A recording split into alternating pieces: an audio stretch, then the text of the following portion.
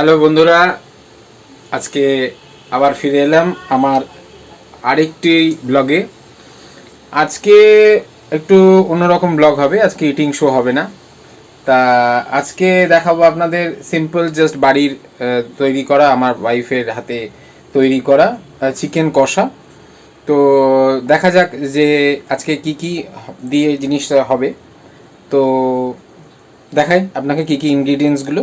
আচ্ছা, ইনগ্রিডিয়েন্টসের মধ্যে 1.5 কিলো কাটা চিকেন, ঠিক আছে, বাজার থেকে জাস্ট নর্মাল কেনা।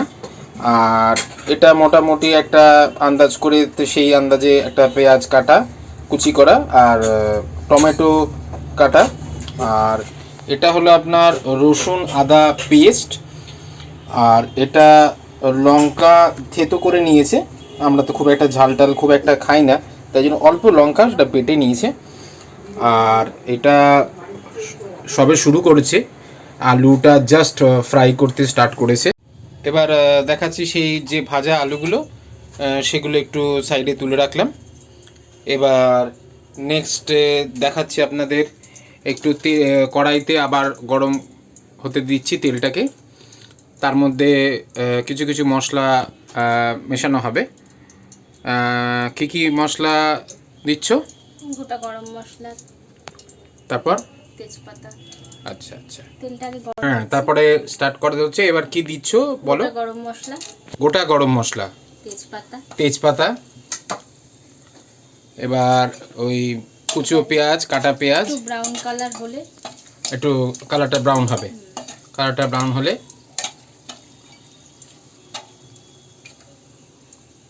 পেঁয়াজ কুচি দেব।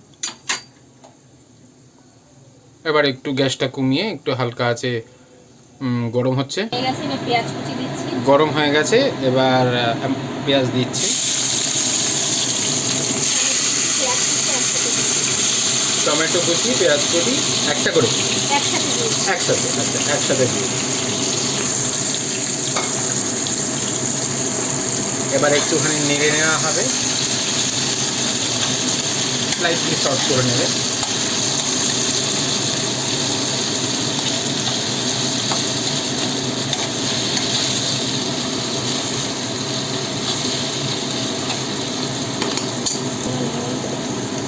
এরপরে দেবে পরিমাণ মতো নুন, আপনারা সামান্য নুন, এটা ভাজার জন্য দিচ্ছি। আচ্ছা, এটা ভাজার জন্য, তাড়াতাড়ি ভাজাটা হয়। এরপরে কি দিচ্ছ? এরপরে একটু হলুদ দিচ্ছি সামান্য, যাতে এই পেঁয়াজ আর টমেটোটা একটু ভাজা হলে তারপরে মশলার জন্য দেব। আচ্ছা, একটু ভাজা হোক।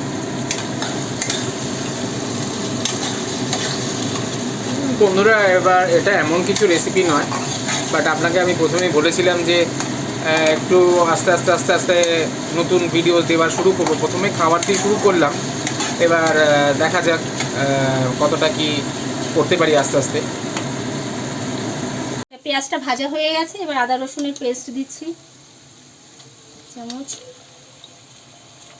2 চামচ। আর আলু রয়েছে, আজকে একটু কষা কষা করে করবো মাংসটা। এরপরে কি দিচ্ছ? তারপরে জিরে গুঁড়ো, ধনে গুঁড়ো, কাশ্মীরি রেড চিলি পাউডার,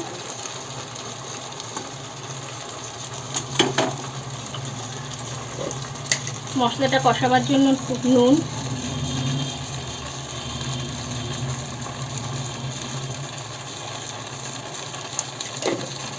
নুনটা একটু বেশি করেই দিলাম। মশলাটা কষে গেলে মাংসে আর কতটা নুন দেবো।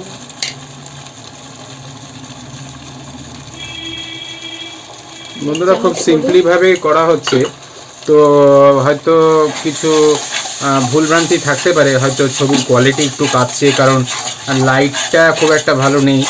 তো বন্ধুরা, ক্ষমা চেয়ে নেব সেই বিষয়টা। আগেই বলেছি আমরা খুবই একদমই নতুন, আমাদের ভুলগুলো আপনাদের ভুল ধরিয়ে দেবেন, আমাদের কমেন্ট বক্সে ধরিয়ে দেবেন, যাতে আমরা জিনিসটাকে আরও ভালো করে শেয়ার করতে পারি। এবার একটু গরম জল দিয়ে দেবো, মশলাটা কষবে।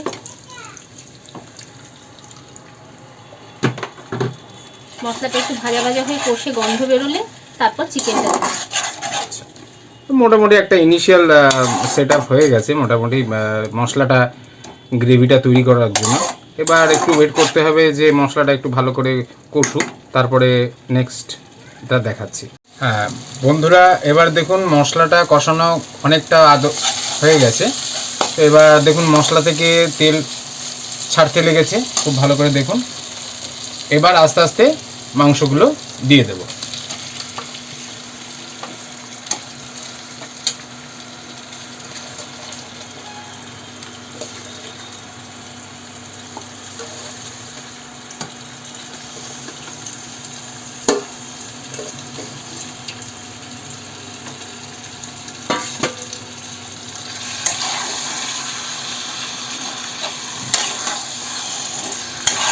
এবার মাংসটা দিয়ে কিছুক্ষণ কষাবো।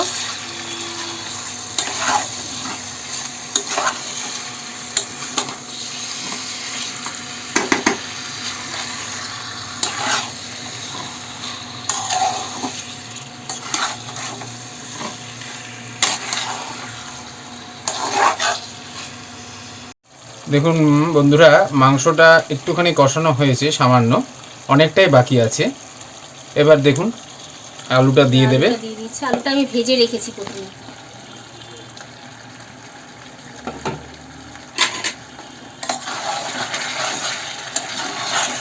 মাংসটা থেকে তেল বেরিয়ে এসছে, একটু কষানো হলে তারপর জল দিয়ে দেবো।